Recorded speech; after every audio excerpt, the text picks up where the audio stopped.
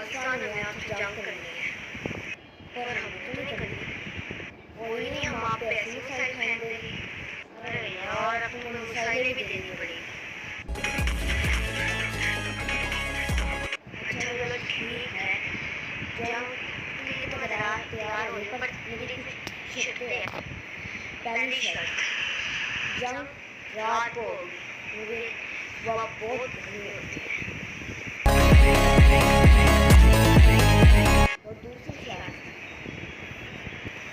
दूसरी शर्त ये है कि जंग शुरू करने से पहले बताया जाए ताकि मैं कभी हिस्ट्री कर। 今度こそ陸上部に入ってもらう。 और तीसरी लास्ट शर्त, ये बहुत ज्यादा इम्पोर्टेंट है। तीसरी शर्त ये बहुत इम्पोर्टेंट है, ठीक है, कि जंग 9 बजे से पहले होगी, 9:15 बजे अच्छी करते हैं।